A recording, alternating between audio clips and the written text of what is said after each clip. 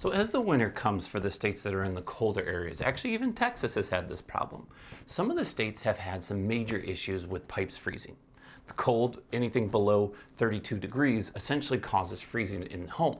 So if you have your home, even though you might be 40, 50, hopefully 60 degrees, we're closer to 68 to 70 degrees in our house, but if it's that warm and you don't keep it warm enough, the outer edges of your home are going to get colder, pipes will freeze. Georgia is listed as the #1 state for pipe claims.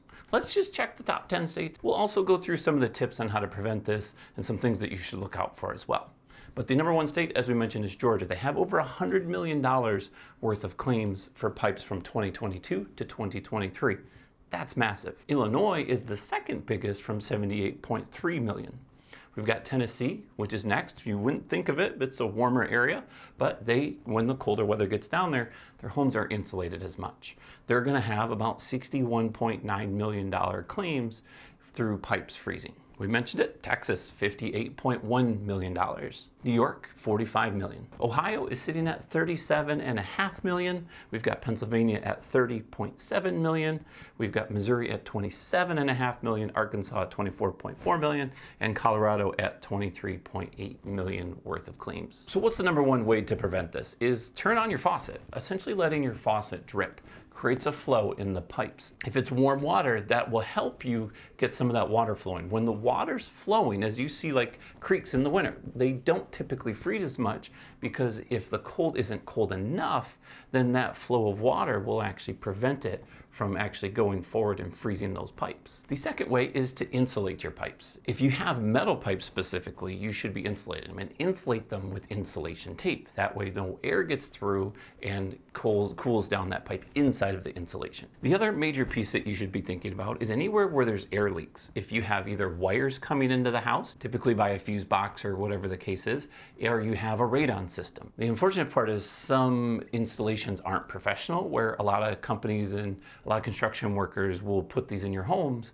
but they're just extra pieces. You don't have to be licensed to do this. So anyone can drill a hole in the house, run a pipe through it. I don't think you have to be licensed for that. But if that's the case, then you want to make sure that anywhere where there's a pipe going out, a wire going out, anything going in and out, we've added a faucet on the outside of our house. And actually, now that I think about it, I've got to go seal that. You could probably shake it and there's just air coming in could freeze those pipes. Now in my scenario, we have a shutoff pipe in the middle of that. So where you have the outside, that hose that would connect to it, we disconnect the hose, I leave it on, and then I, inside the house, have a shutoff so that I've got about 1.5 to 2 feet of piping that doesn't have any water in it. I let it run out and that keeps it from freezing. If I don't seal it enough and the air gets cold enough, then one of the issues that I could run into is that pipe can freeze through because mine's a metal galvanized pipe, and that could freeze all the way to the shutoff spot. And if it's cold enough, it could cause that shutoff place to have that issue. That's where turning the faucet on is going to help flow the water from there to other places, and having that drip overnight is going to help me from freezing that 2 feet into my house. If you find that your pipes are frozen, if you're in one of these states like Georgia, Tennessee, Texas, all these states that have this happen, don't necessarily grab a torch. Don't start torching your house because that could cause a fire. Let's focus on getting the pipe as warm as possible, as quick as possible, without going a little extreme. Grab a hairdryer. Hair dryers will help a lot. Turn the heat up in your house. Now you don't have to heat the whole house at 95 degrees, but if it is cold outside, know mentally that you have certain insulation in certain areas, or where your pipes are, you may have to get those warmer. If there is a water leak because of this, if the pipe cracks and water starts shooting out, that could fill up your whole house within a day. Not your whole house, but you get what I mean. Something like that. You should also make sure that you know where the main shutoff valve is to your water line. If you can't get the water shut off, that's just something that you should know being a homeowner. These are some helpful tips. Actually, all this data came from State Farm, so thank you, State Farm, for sharing that data. It's great to have this knowledge and at least this information. So if you're in Georgia, Illinois, or Tennessee, Texas, and all of these states that we mentioned, you may want to just double check and think twice, do I have the right type of insulation and whatnot to keep my pipes from freezing?